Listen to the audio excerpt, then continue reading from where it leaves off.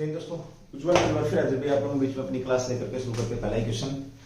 देखिए भाई, चर्चा में आपका भाई कारगिल में किसका नाम गन हिल रखा गया है। एक पॉइंट है कारगिल के अंदर, द्रास सेक्टर के अंदर, कारगिल के द्रास सेक्टर में एक पॉइंट है जिसका नाम रखा गया है गन हिल। आपको बता दूं कि ये गन हिल इसका नाम रखा गया, क्यों रखा गया, क्योंकि इसको जीतने के लिए अगर मैं बात करूं कारगिल की पूर्ण रूप से विजय करने के लिए, आप लोगों को पता कारगिल का वार कब हुआ था 1999 में। घोषित वार आपका कब हुआ था 1999 में।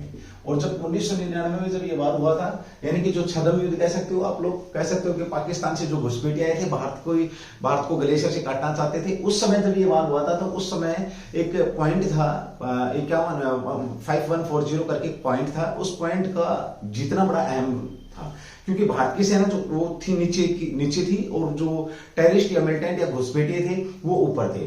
तो उस पॉइंट से, यानी कि जैसे फॉर एग्जांपल एक पॉइंट आपका ये है, मान लिया एक पॉइंट ये है, एक पॉइंट ये है, एक पॉइंट ये है, एक पॉइंट ये है। अगर हमें इस पॉइंट पे जाना तो पहले इस पॉइंट को जीतना पड़ेगा। इसी तरीके से यानी कि हम डायरेक्ट इस पॉइंट पे नहीं जा सकते, इस पॉइंट पे भी लोग बैठे हुए होंगे, इस पे भी बैठे, इस पे बैठे, इस पे बैठे।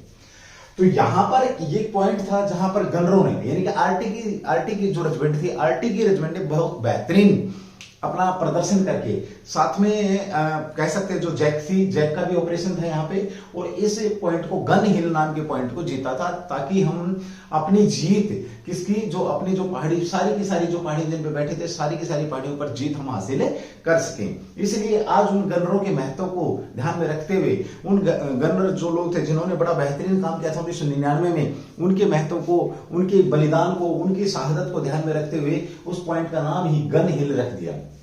और गनर एक्चुअली ये निकला है शब्द किससे, गनर से, यानी कि जो लोग गनर थे, यानी कि जिनका काम गन के ऊपर काम करना था, यानी कि जो निशाना लेकर के आरटी रेजिमेंट से संबंधित है, तो सारे के सारे गनरों को वहां पर बुलाया गया है और ये इस पॉइंट का नाम गन हिल रख दिया, उनके ये दिखाने के लिए कि तुमने बड़ा बहुत बेहतरीन यहां पर काम किया था। अब यहां पर एक व्यक्ति था, ध्यान रखना, विक्रम बत्रा, सब लोगों ने सुना होगा। विक्रम बत्रा वह व्यक्ति था जिसने उस पहाड़ी के ऊपर पहुंच के, जो कि डी कंपनी कह सकते हैं, जो जैक की डी कंपनी का उस समय नेतृत्व कर रहे थे, बी और डी कंपनी दोनों ने मिलकर के ऑपरेशन किया था। जब डी कंपनी ने, मतलब कह सकते हैं कि जैसे फॉर एग्जांपल इस पर चढ़ने का रास्ता यहां से, इस पहाड़ी पर चढ़ने का रास्ता यहां से है, यहां से पॉसिबल ही नहीं है, बिल्कुल खड़ी चढ़ाई है, लेकिन उस बंदे ने यहां से चढ़ाई करी, क्योंकि इनका ध्यान कहा है कि भाई रास्ता ये है। और डी कंपनी के जो कमांडर थे, कह सकते हैं, या जो उनके नेतृत्व कर रहे थे, विक्रम बत्रा साहब, जिनका नाम बड़े आदर से लिया जाता है, विक्रम जो बत्रा थे, इन्होंने क्या किया था, इस पहाड़ी को जीतने के लिए, इस पॉइंट को जीतने के लिए अहम योगदान दिया। और कह सकते हैं कि आमने सामने की लड़ाई भी लड़ी उनके सैनिकों के साथ, और खुद बुरी तरीके से घायल हुए। लेकिन घायल होने से पहले और बेहोश होने से पहले, सारी बात मैं कहूं तो उनकी फेमस लाइन थी, दिल मांगे मोर, ये दिल मांगे मोर, मांगे मोर, ये दिल मांगे मोर, ये दिल मांगे मोर, ये शब्द उनके फेमस हुए थे और तिरंगा लहराया था उन्होंने विक्रम बत्रा के द्वारा। तो चलिए बात करते हैं किस पॉइंट की। अब ये चर्चा के अंदर है, क्योंकि आप लोगों को पता है जुलाई के अंदर हमने क्या बनाया था, दिवस बनाया था, कौन सा, कारगिल दिवस के रूप में बनाया था। तो इसकी बात करते हैं कि किस पॉइंट का। सीधा सा क्वेश्चन पूछ लेगा आप लोगों से, तो 5-6 क्वेश्चन आपके यहाँ पे बनते हैं। सबसे पहले बात करते हैं 51, किस पॉइंट का नाम रखा गया था, 5140 पॉइंट। ये किसका नाम है भाई, आपका चोटी का नाम है, याद रखना, चोटी का। और कहां पर है भाई, आपका कारगिल के द्रास सेक्टर के अंदर है। कहां पर आपका ये जो कारगिल का द्रास सेक्टर है, द्रास सेक्टर के अंदर, सेक्टर में ये पॉइंट है आपका, ये चोटी है या पॉइंट है। इस पॉइंट का नाम अभी हाल ही में क्या रखा गया, द्रास सेक्टर में स्थित है, और इसका नाम क्या रखा गया, द्रास सेक्टर में स्थित है, और इसका नाम रखा गया गन। उद्देश्य क्या है, उद्देश्य मैंने आप लोगों को बताया, गनरों के अहम योगदान, क्योंकि अगर आरटी के गनर वहां पर फायर अच्छा नहीं करते तो हमारी जो सेना थी, विक्रम बत्रा साहब जैसे जो साहब लोग थे, वो नहीं चढ़ पाते। हालांकि इनकी जो बहादुरी अलग है, क्योंकि इन्होंने फॉर एग्जांपल देखिए, ये यहाँ पे बैठे हैं, अब ये यहाँ से फायर कर रहे हैं, ये यहाँ से फायर कर रहे हैं, यहाँ भारत की सेना है, अगर ये फायर कर रही है तो ये थोड़ा बहुत कुछ दबेगी इस फायर से। और इस फायर की आड़ में हमारे जो पैदल सैनिक थे, उन्होंने भाग भाग करके फिजिकली पत्थरों से छुप करके यहाँ से पहाड़ी के ऊपर पहुंचे थे। उनके सम्मान में आपका ये गन हिल, यहाँ पर इसका पॉइंट का नाम दे दिया गन हिल। आरटी का बड़ा अहम योगदान था, याद रखना, कारगिल वार के अंदर आरटी ने, और कह सकते हैं एयरफोर्स ने, और साथ में खैर तीनों का मिला जुला था भाई, सबसे अच्छी बात है। और इस कारगिल सेक्टर का नाम कब 30 जुलाई आपका 2022 में इसका नाम चेंज करके अभी क्या रख दिया है, गन हिल इसका नाम रखा गया है। कब? 30 जुलाई 2022 के अंदर इसका नाम चेंज किया गया है और नाम चेंज करके इसका नाम ये आपका गन हिल रखा गया है। ये मैंने आपको बता ही दिया कि सम्मान किसके सम्मान में, तो ये आपको पता है। यहां पर बात करते हैं या श्रद्धांजलि अर्पित करिए। 1999 में कौन सा ऑपरेशन चलाया था, तो ऑपरेशन विजय था भाई, ऑपरेशन विजय था भारतीय सेना की तरफ से और उनके सम्मान में कह सकते हैं ये आपका यहाँ पे किया गया है। ठीक है, ओके। आर्टिलरी रेजिमेंट थी, महानिदेशक कौन थे, जनरल चावला ने इसका क्या किया है, जो जनरल चावला है, जनरल चावला जो आरटी रेजिमेंट के हैं, आरटी रेजिमेंट के महानिदेशक हैं, आरटी रेजिमेंट के महानिदेशक इन्होंने इसको क्या किया, इसका उद्घाटन किया या माला अर्पण किया है, एक ही बात है भाई। ठीक है, चलिए उसके बाद करते हैं 26 जुलाई। भारतीय सेना ने 26 जुलाई 1999 को 26 जुलाई 1999 को लगभग 3 महीने की लड़ाई के बाद इन्हें भारत से बाहर भागने पर मजबूर कर दिया था। ये भी आपके बीच में क्वेश्चन यहाँ से बन जाएगा। ठीक है भाई, चलिए पॉइंट की मैं आप लोगों को बात कर ही दी है और साथ में इसमें किसका योगदान था, इस पॉइंट को जीतने में किसका योगदान था, तो 13 जैक के राइफल्स जो रेजिमेंट की टुकड़ी राइफल्स की, इसका बड़ा अहम योगदान था विक्रम बत्रा साहब का। और साथ में ये 2 कंपनियां थी, यहाँ पर लिखा हुआ मैं आपका। पहली कंपनी कौन सी, आपकी डी कंपनी का जो नेतृत्व था विक्रम बत्रा साहब कर रहे थे। दूसरी जो कंपनी थी बी कंपनी, और बी कंपनी की अगर मैं बात करता हूं तो यहां पर लेफ्टिनेंट संजीव सिंह इन दोनों ने मिलकर के इस पॉइंट को विजिट किया था। और इनके जो कमांडिंग ऑफिसर थे उनकी अगर मैं बात करता हूं तो कमांडिंग ऑफिसर की अगर मैं बात करूं तो कर्नल योगेश कुमार जो थे, योगेश कुमार इनके क्या थे, कमांडिंग ऑफिसर थे 13 जैक के। ठीक है, तो ये चर्चा का विषय है, बड़ा अच्छा विषय है। देखिए फिर एक बार बात करता हूँ, अच्छा क्वेश्चन है, ध्यान रखेंगे, देश से जुड़ा हुआ क्वेश्चन है। कारगिल में किसका नाम, तो आपको बता दूं द्रास सेक्टर में जो ये आपका 5140 जो चोटी है, इसका नाम बदल करके गन हिल्स रखा गया है। किसकी वजह से रखा गया, तो आरटी रेजिमेंट के जो गनर ट्रेड के व्यक्ति हैं, गनर जो ट्रेड है जिनका, यानी कि जो फायरिंग का काम करते हैं, उनके ट्रेड को सम्मान देने के लिए ये यहाँ पे रखा गया है। कब रखा गया, 30 जुलाई 2022 को। 1999 में ऑपरेशन विजय हुआ था। 26 जुलाई 1999 को लगभग 3 महीने की लड़ाई के बाद इसको जीत लिया गया था। 13 जैक राइफल्स की जो टुकड़ी थी, पैदल टुकड़ी थी, कह सकते पैदल सेना थी, उसके जो कर्नल कमांडिंग योगेश कुमार थे, साथ में डी कंपनी के विक्रम बत्रा साहब थे लेफ्टिनेंट, जिन्हें बाद में क्या बनाया गया, कप्तान बनाया गया विक्रम बत्रा, जिन्होंने आश्चर्यजनक रूप से, मैंने बताया ना, जहां से रास्ता नहीं है वहां से चढ़ करके इन्होंने विजय हासिल करी थी। साथ में संजीव सिंह थे, ब्रो कंपनी के जो अधिकारी थे संजीव सिंह थे, दोनों ने मिलकर के इस पर झंडा डाला, झंडा लगाया, झंडे को फहराया और साथ में जो उनकी फेमस लाइन थी, ये टैग था, ये दिल मांगे मोर, ये दिल मांगे मोर। जब झंडा फहराया वहां पर तो ये दिल मांगे मोर का नारा इन्होंने यहां से दिया था। चलिए ये था कि आपका गन हिल से, एक बार स्क्रीनशॉट ले लेंगे। विक्रम बत्रा साहब को जरूर याद रखेंगे, कर्नल जोशी को याद रखेंगे। और वर्तमान में किसको भी, वर्तमान में अगर मैं बात करूं तो अभी जो जनरल साहब हैं, आरटी के जनरल साहब हैं, जिन्होंने चावला साहब ने क्या किया, अभी इसका माला अर्पण किया है, माला अर्पण करके इसका नाम और सभी गनरों को यहाँ पर बुलाया। चलिए इसके अगर मैं बात करूं, थोड़ी सी आपको बता दूं, देखिए इसके अंदर गनर ऑपरेटर ओपी का काम करते हैं, यानी कि जो टारगेट बताते हैं, गनर फायर का काम करता है, लोडर लोड करता है। बहुत सारे लोग मिल गए, टीम वर्क होता है, तब जाकर के कोई गन फायर करती है। और यहाँ पर अगर मैं गन की बात करूं तो फेमस हुई थी आपकी गन कौन सी भी, बोफोर्स गन ने कमाल दिखाया था। और बोफोर्स गन की अगर मैं बात करूं तो ये पहले चर्चा में थी। क्यों चर्चा में थी, क्योंकि राजीव गांधी के ऊपर इसका आरोप लगा था कि बोफोर्स गन खरीदने में इन्होंने घोटाला किया था, लेकिन इस गन ने कमाल दिखाया और हमने कारगिल विजय हासिल करी। चलिए एक बार स्क्रीनशॉट लेंगे, उसके बाद अगले क्वेश्चन की बात करते हैं। क्वेश्चन नंबर 2 जो कि आपका चर्चा में है।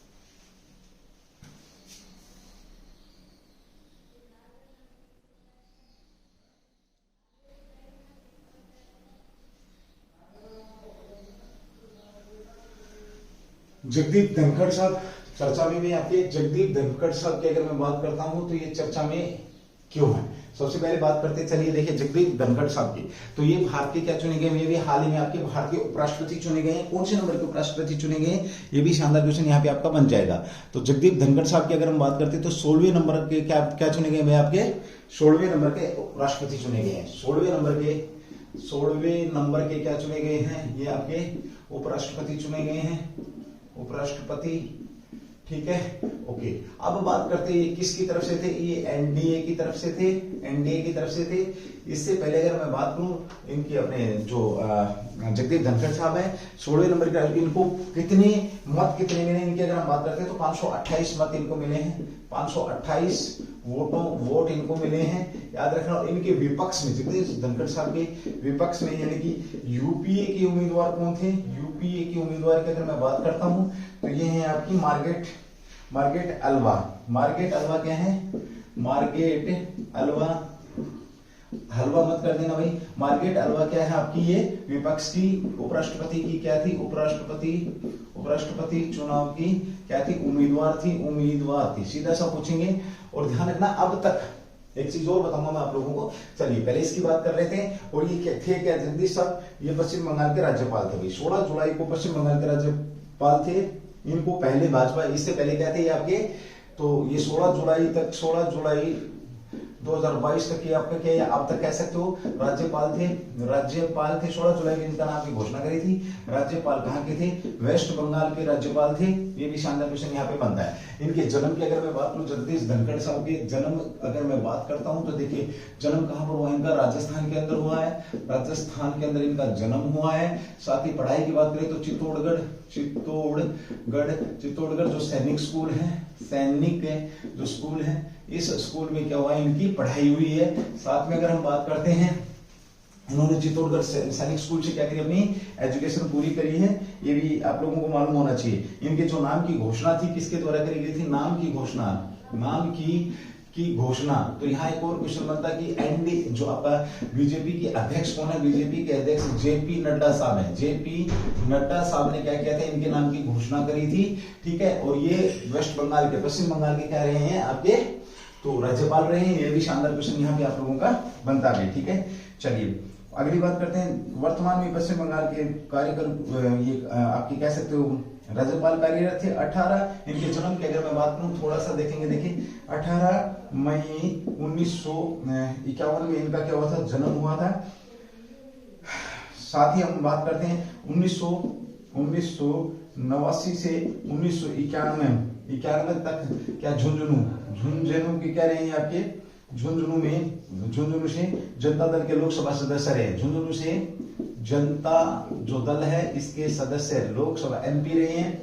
जनता दल से क्या रहे हैं, एमपी रहे हैं। 93 से 98 तक उन्होंने विधानसभा के विधायक किशनगढ़ से क्या रहे हैं आपके, ये 93 से 98 तक 93 से 98 तक विधायक रहे हैं। ये भी अच्छा क्वेश्चन आपका बन जाएगा भाई।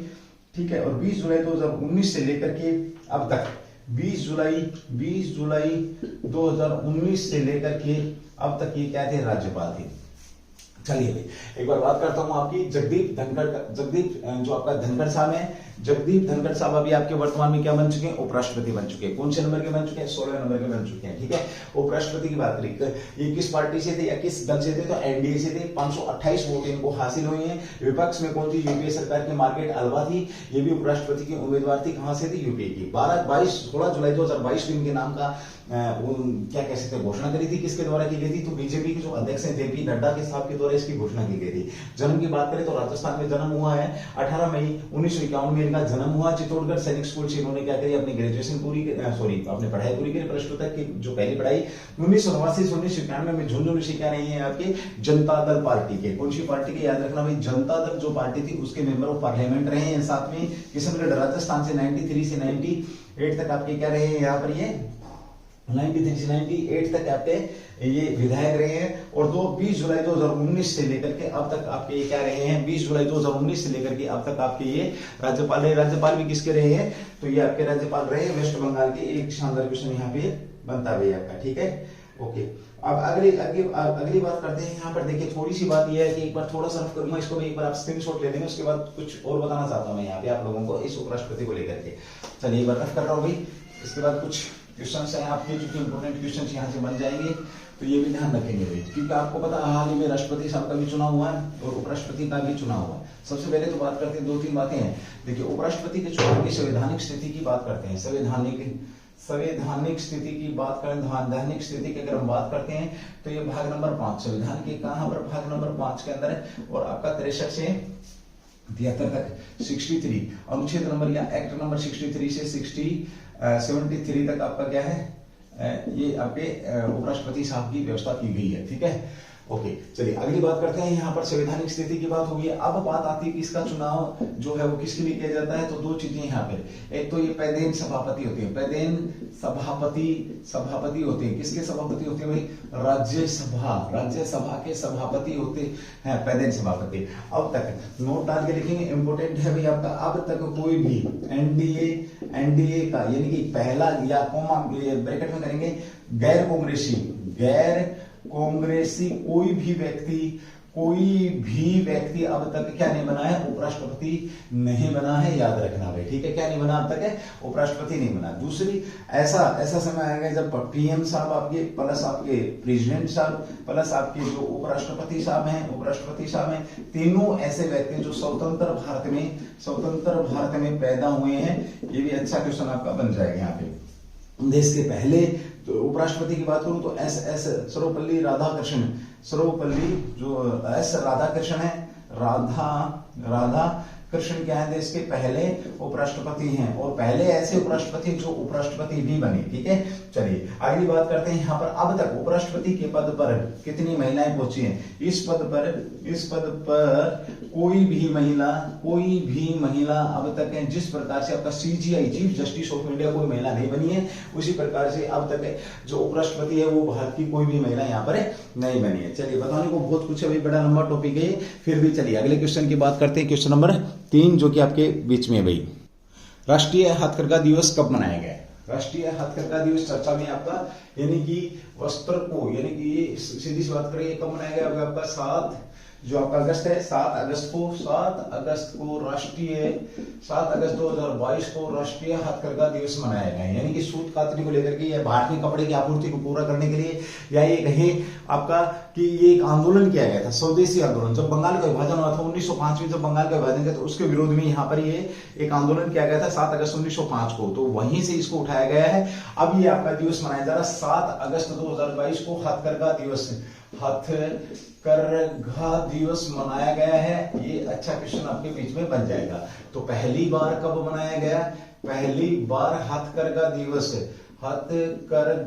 जो दिवस है ये कब मनाया गया है, ये आप लोगों को मालूम होना चाहिए। तो पहली बार की बात करते हैं तो ये आपका पहले राष्ट्रीय हथकरघा दिवस कह सकते हो आप इसको, सॉरी माफी चाहूंगा, ये राष्ट्रीय हथकरघा दिवस पहली बार कब मनाया गया, ये 7 अगस्त 2015 को भी प्रधानमंत्री मोदी के द्वारा 7 अगस्त 2015 को प्रधानमंत्री मोदी के द्वारा यहाँ पर आपका मद्रास विश्वविद्यालय में बनाया गया, ये ध्यान रखेंगे। ठीक है, कहां पर, शताब्दी हॉल में प्रधानमंत्री मोदी द्वारा, मद्रास विश्वविद्यालय में भी कहां पर आपका शताब्दी हॉल के अंदर इसको मनाया गया है। याद रखेंगे, सीधा सा पूछ लेगा कि शताब्दी हॉल का संबंध किससे है। दूसरी बात यहाँ पे करते हैं, नेशनल हैंडलूम का भी क्या किया गया है, उद्घाटन यहाँ पर किया गया था। नेशनल हैंडलूम का उद्घाटन किसके द्वारा, प्रधानमंत्री मोदी के द्वारा। इंडिया हैंडलूम ब्रांड कह सकते हो क्या, इंडिया हैंडलूम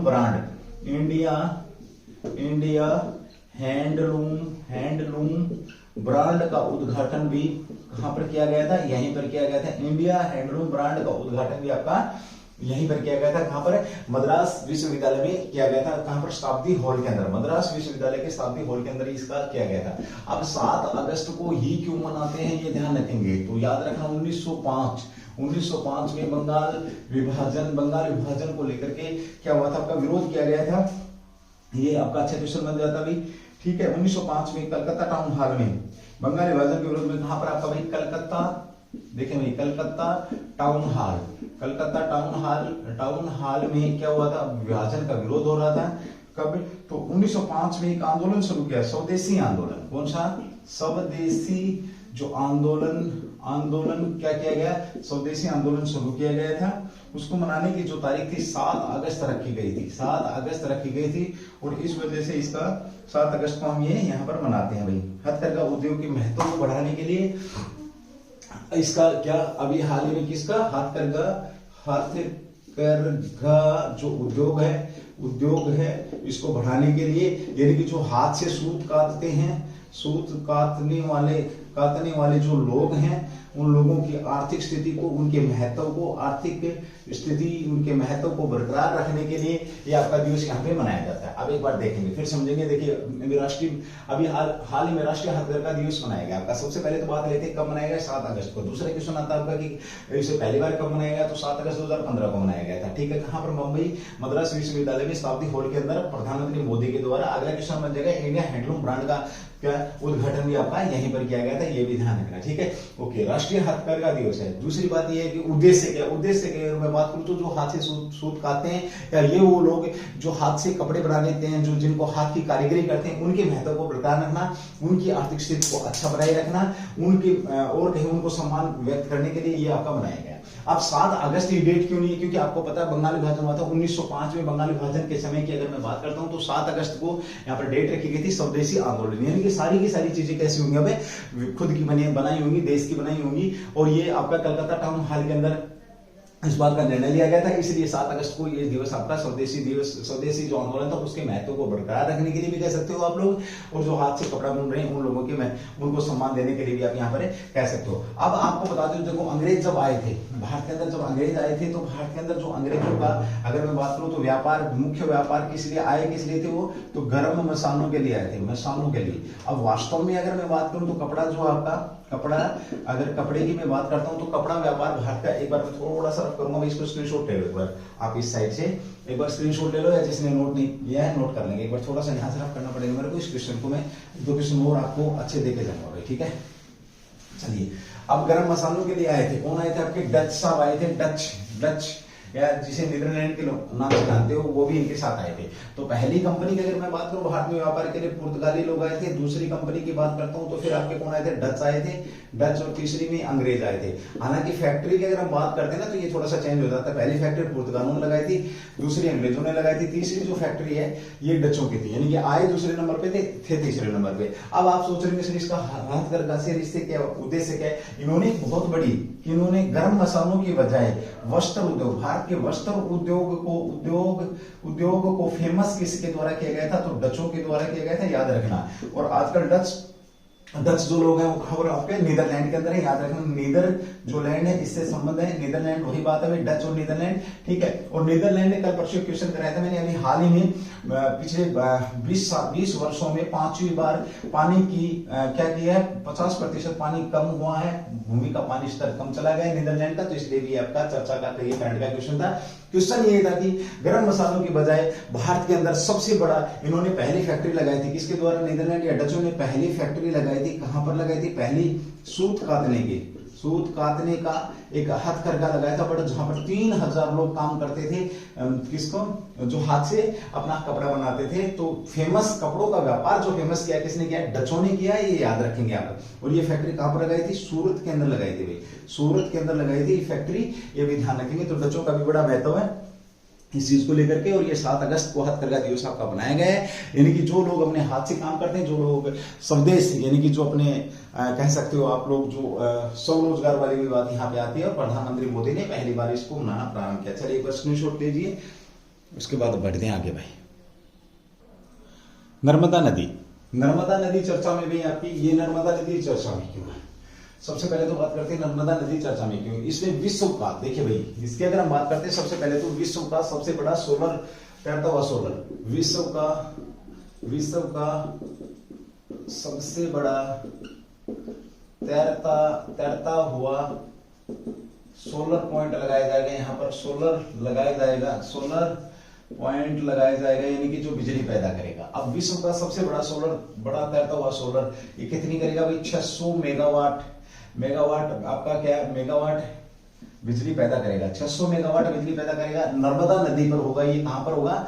इस नदी पर होगा, इस नदी पर बनाया जाएगा, इस नदी पर ये बनाया जाएगा, इसलिए नदी आपकी क्या चर्चा में। ये कहां पर भैया आपका एमपी के अंदर। एमपी की बात करें तो मध्य प्रदेश के अंदर बनाया जाएगा। मध्य प्रदेश में भी कहां पर भैया आपका ये खांडवा डिस्ट्रिक्ट के अंदर, खांडवा जिले के अंदर ये आपका मनाया जाएगा, याद रखना, इसलिए ये चर्चा में आपका सोलर। और खांडवा एक ऐसा आपका मतलब जो तीनों प्रकार की बिजली बनाता है, खांडवा एमपी का एकमात्र ऐसा जिला, एकमात्र ऐसा जिला है, एकमात्र ऐसा जिला जिसके अंदर तीनों प्रकार के बिजली संयंत्र, यानी कि तीनों प्रकार के क्या बिजली संयंत्र यहाँ पर लगे हैं, बिजली संयंत्र यहाँ पर लगे हैं। अब इसके लिए खर्चा कितने होने वाला है, 3000 करोड़, 3000 करोड़ रुपए की लागत से आपका ये विश्व का सबसे बड़ा तैरता हुआ सोलर पॉइंट यहाँ पे लगाया जाएगा, जो कि क्या करेगा भाई, बिजली उत्पादन करेगा। बड़ा अच्छा क्वेश्चन है आपका यहाँ पर, ये भी है, ठीक है। चलिए अगले क्वेश्चन की बात करते हैं, यहाँ पर हम लेते हैं। तो ये कब तक रहेगा भाई आपका ये power plant, floating power plant, या इसे को इस तरीके समझेंगे, विश्व का सबसे बड़ा फ्लोटिंग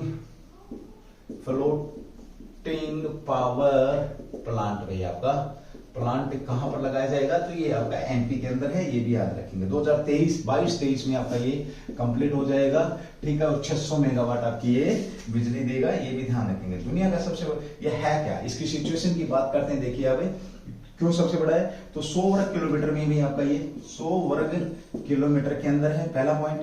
दूसरा पॉइंट भाई आपका पनबिजली परियोजना में पानी से ऊर्जा उत्पादन शामिल होगा। इसमें पनबिजली परियोजना में क्या पानी से बिजली पैदा होगी, ये भी इसके अंदर शामिल होगा।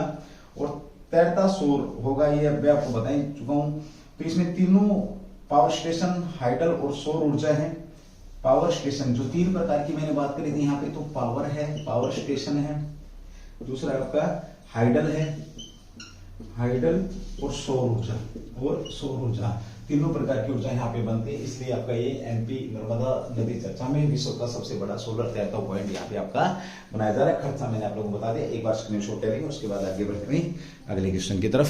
लेते हैं क्वेश्चन नंबर 4 भाई, सामूहिक विनाश हथियार विधेयक चर्चा में भी आपका सामूहिक हथियार, जो आपका सामूहिक विनाश, यानी कि एक साथ बहुत सारे, यानी कि लोगों को अगर मारने की जो क्षमता रखते हैं, उन हथियारों को क्या कहा जाता है, सामूहिक विनाश हथियार की कैटेगरी में रखा जाता है। अब ये चर्चा में क्यों है, यानी कि अब ये अगर मैं सीधी सी बात करूं तो यानी कि टेररिस्ट के पास, मिलिटेंट के पास ये नहीं पहुंचने चाहिए। इनको जो फंड दे रहा है, मिलिटेंटों को जो फंड दे रहा है इस हथियार के लिए, उनको रोकना, इनके वितरण को रोकना, इनकी सुरक्षा को लेकर के एक विधेयक पारित किया गया है, ठीक है। इसलिए चर्चा में, ये विधेयक चर्चा में क्यों, अभी हाल ही में 1 अगस्त 2022 को ये विधेयक कहां से आपका पारित हुआ भाई, राज्यसभा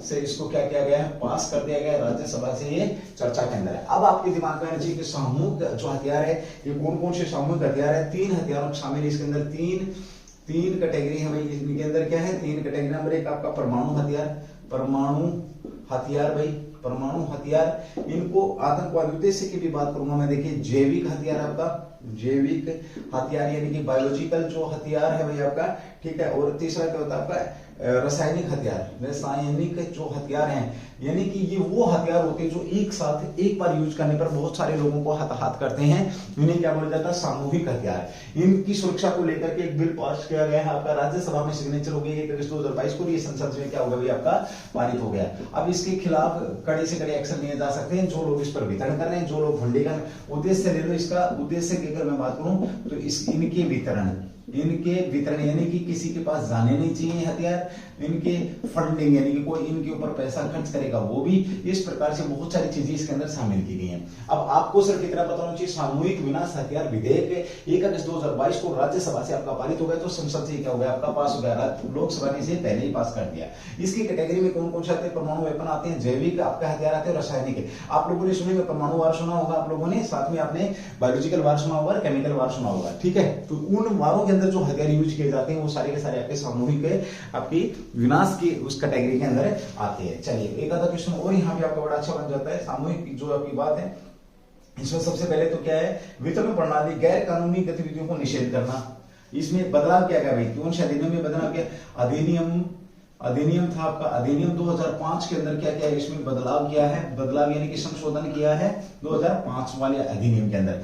2000 इससे पहले भी एक अधिनियम था 2005 में बनाया गया था, जो इन हथियारों को लेकर के उसमें क्या किया गया, बदलाव किया गया। और उस बदलाव में जैसे मैंने बात करी ना आपकी वितरण की बात है, भाई आपका गैर कानूनी ढंग से वितरण नहीं होगा, सामूहिक विनाश हथियार संबंधी किसी गतिविधि वित्त पोषित फंडिंग की बात कर रहा है यहाँ पर, ये सारी की सारी चीजें आपके बीच में यहाँ बनी रहेगी भाई, ठीक है। ओके, लोकसभा द्वारा यह बिल कब पारित किया गया था, ये एक अच्छा क्वेश्चन है। सामूहिक जो हथियारों वाला, तो लोकसभा द्वारा ये 5 अप्रैल 2022 को ये आपका क्या किया गया था, पारित किया गया था, ये भी याद रखेंगे। यानी कि अप्रैल से लेकर के अब जब मानसून स्तर चल रहा आपका बजट का, तो उसमें इसको क्या कर दिया गया, पारित कर दिया गया। यानी कि किसी भी प्रकार की ट्रैवलिंग फंडिंग सारी की सारी लीगल घोषित यहाँ पर कर दी गई है, ये याद रखेंगे आप भाई, ठीक है।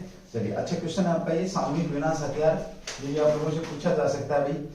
सोवियत संघ ने 1945 से, देखिए चलो थोड़ा सा इंटरनेशनल लेवल की बात बता देता हूँ। पहली बार जो सामूहिक हथियार बनाए किसने थे, तो 1945 से लेकर के 1949 के मध्य सोवियत संघ ने पहली बार एकमात्र परमाणु शक्ति उत्पादन किया था। क्या एकमात्र परमाणु शक्ति उत्पादन किया था, किसके द्वारा, रूस, या जिसे तुम यूएसएसआर के नाम से भी जानते हो। कब, 1945 से 1900 इसके बीच में, 1945 से 1949 के बीच में। विश्व में सामूहिक विनाशक हथियार विश्व में सबसे ज्यादा किसके पास है, सबसे ज्यादा की अगर मैं बात करता हूं तो सबसे ज्यादा किसके पास, आपके रूस के पास है, ठीक है। और दूसरे नंबर पर जो आपके ये हथियार है, ये किसके पास है, यूएसए के अंदर, ठीक है। दोनों की होड़ लगी हुई है और अभी भी तनाव उत्पन्न है अभी आपका। तनाव विश्व के अंदर सामूहिक हथियारों के दम पर ही उत्पन्न किया जा रहा है। ये जैसे कि अभी आपको पता है, रूस ने चीन को समर्थन दे दिया, उत्तर कोरिया ने चीन को समर्थन दे दिया, इधर ताइवान को किसने दे रखा है, तो यूएसए ने समर्थन दे रखा है। तो ये भी चिंता का विषय। ये थे सामूहिक हथियार, यानी कि एक हथियार से बहुत सारे लोगों को एक साथ हताहत करना, ये सामूहिक हथियार के संज्ञा में आते हैं। 3 प्रकार के होते हैं, परमाणु, जैविक और आपका रासायनिक हथियार। इसका उदाहरण हम एक देख चुके हैं आपका, कब, 1945 में नागासाकी और हिरोशिमा पर जब यूज किया गया था। ये आप लोगों को अच्छे से मालूम है। चलिए अगले क्वेश्चन की बात करते हैं। एक बार इसका स्क्रीनशॉट ले लो, मैंने मिटा ही दिया ना, एक बार स्क्रीनशॉट ले लो, उसके बाद अगले क्वेश्चन की बात। भारतीय एंटार्कटिक बिल चर्चा में, ये भी एक बिल है भाई आपका, जो कि चर्चा के अंदर है। देखिए भारतीय, ये क्या है, ये बड़ा अच्छा बिल है भाई। इसकी ये अभी चर्चा में है। चर्चा में क्यों है, इसका पहले तो उद्देश्य ले लो। उद्देश्य की अगर हम बात करते हैं तो उद्देश्य जो अंटार्कटिका पर जो भारत के अनुसंधान केंद्र है, भारत के अनुसंधान जो केंद्र, यानी कि अनुसंधान जो केंद्र है, उनके अनुसंधान केंद्रों को घरेलू क्या कानूनों के तहत लाना, यानी कि अगर वहां पर कोई अंटार्कटिका अनुसंधान केंद्र है, अंटार्कटिका अनुसंधान केंद्र भारत के 3 अनुसंधान केंद्र स्थित है। स्क्रिय 2 है, याद रखेंगे, बताऊंगा मैं आपको कौन कौन से हैं। मैत्री है एक, तो आपका स्क्रिय, दूसरा भी है, 2-3, वैसे टोटल 3 अंटार्कटिका के ऊपर जो हमारे अनुसंधान केंद्र है। इन अनुसंधान केंद्रों पर जाकर के अगर कोई व्यक्ति इलीगल कार्रवाई करता है, प्रकृति के साथ खिलवाड़ करता है, ड्रिलिंग करता है, विस्फोट करता है, तो उनको अब क्या करते हैं, भारतीय कानून के तहत उनको सजा दी जाएगी। सीधी सी और सिंपल सी भाषा में जुलाई के अंदर इस कानून को पास कर दे। अब से पहले क्या था, अब से पहले भारत के कानून से क्या थे, बाहर थे। अब इन्हें एक बिल पास कर दिया गया। कब बिल पास किया गया आपका, ये तो 22 जुलाई 2022 को ये बिल आपका क्या हुआ, लोकसभा से पास हुआ है। लोकसभा से पास किया गया ये बिल भाई, विधेयक पारित हो गया है। और इसका उद्देश्य क्या है, उद्देश्य भारतीय अनुसंधान स्टेशनों को देश के घरेलू का भारतीय अनुसंधान स्टेशनों को, अनुसंधान केंद्रों को घरेलू कानूनों के तहत लाना या उनके तहत अब सजा देना, ठीक है। अब बात आती है कि यहाँ पर है क्या भाई, भारत के कितनी, तो स्क्रिय की अगर बात करूं तो 2 स्क्रिय। अंटार्कटिका में कितनी, अंटार्कटिका में भारत के 2 स्क्रिय, यानी कि जो इन पे काम चल रहा है, 2 स्क्रिय यानी कि काम कर रहे हैं आपके 2 स्क्रिय केंद्र हैं। केंद्र कितने आपके, 2 हैं। नंबर 1 आता है आपका भाई भारती, और दूसरा कौन है आपका, मैत्री। दूसरा आपका मैत्री, पर्यावरण को बचाने के लिए कह सकते हो। और तीसरा भी यहाँ पर है भाई आपका, तीसरे की अगर मैं बात करता हूं तो ये 2 तो स्क्रिय है, तीसरा है भाई यहाँ पर आपका भारतीय मैत्री और दक्षिण गंगोत्री। तीसरा आपका यहाँ पर दक्षिण गंगोत्री के नाम से है आपका। ये आपका 1983 से और 84 यह दक्षिण ध्रुव में 2500 किलोमीटर दूर स्थित है। 1983 से 84 ये आपका दक्षिण ध्रुव से, कहां से, दक्षिण जो ध्रुव है इससे 2500 किलोमीटर दूर स्थित है, 2500 किलोमीटर दूर है। ये आपका तीसरा है, ठीक है, ओके।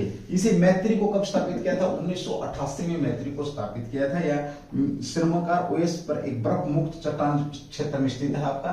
और भारतीय आपका ये, भारतीय की अगर बात करते हो तो 2015 में भी, 2015 में, तो ये आपका 2015 में 3000 किलोमीटर लगभग गया मैत्री, 3000 किलोमीटर पूर्व में भी, 3000 किलोमीटर आपका कहां पर है? पूर्व के अंदर है। और ये खाड़ी के बीच में है। कौन सी खाड़ी के बीच में आपका ये? तो ये आपका क्वेल्टी खाड़ी। अच्छी क्वेश्चन है भाई, एक बार मैं नोट करा दूंगा दोबारा से। क्वेल्टी खाड़ी आपके बीच में है, खाड़ी के मध्य है, लार्समैन हिल के पास, लार्समैन हिल के पास है, याद रखना भाई, लार्समैन हिल के पास है। अब देखना इस क्वेश्चन को समझना भाई। इन्होंने एक बिल पारित किया। देखिए सबसे पहले तो बात ये कि अंटार्कटिका पर भारत के कितने आपके 3 जो अनुसंधान केंद्र है। भारतीय आपका 2015 में 3000 किलोमीटर पूर्व में क्वालिटी जो खाड़ी उसके अंदर लार्समैन जो हिल है वहां पर स्थित है आपका। फिर एक बार बोलो 3000 किलोमीटर पूर्व में क्वालिटी खाड़ी लार्समैन हिल पर स्थित है, ठीक है। इसके लिए आपका ये कैसा आपका यानी कि काम कर रहा है। मैत्री 1988 में ये भी आपका क्या कर रहा है? काम कर रहा है, ठीक है। दक्षिण गंगोत्री 1983 से 84 तक ये ध्रुव, ये आपका का अंटार्कटिका जो दक्षिण ध्रुव है, दक्षिण ध्रुव से यानी कि साउथ जो यानी कि दक्षिण ध्रुव से 2500 किलोमीटर यानी कि आपका दूर स्थित है। ये अभी फिलहाल इसके लिए नहीं है। यहां पर जो लोग काम कर रहे हैं उन लोगों को कहां पर लेकर के आना, उन भारत के जो घरेलू कानून है उनके तहत यहां पर सजा की ये बात करी गई है। यानी कि बिना परमिशन के अगर यहां पर कोई विस्फोट करेगा, बिना परमिशन के कोई ड्रिलिंग करेगा, विस्फोट करेगा, ड्रिलिंग करेगा, खुदाई करेगा या वहां से कुछ जानकारी एकत्रित करेगा तो उसमें क्या रहेगा? इनकी सजा होगी भाई। क्या होगा? इसमें सजा होगी, याद रखिए।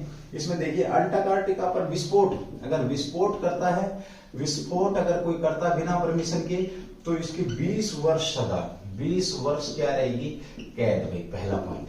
दूसरा पॉइंट ये है और कम से कम इसमें कितना 50 करोड़ का जुर्माना होने की संभावना भी है भाई, ठीक है। गैर देशी जानवर या पौधों को पेश करने के लिए 7 साल तक की सजा भाई और 10 से 15। अगर गैर देशी जानवर या पौधों को लेकर, जानवर या पौधों के साथ अगर कुछ करेगा तो 7 से 15 वर्ष तक की सजा आपका, इसकी 7 साल तक की सजा, 10 से 50 लाख, सॉरी 7 वर्ष की सजा है और 10 से 50 लाख रुपए तक का जुर्माना है। ये भी याद रखेंगे भाई, ठीक है। ये क्या इसके अंदर यहाँ पर एक समिति बना करके ये कानून यहाँ पर लागू कर दिए गए।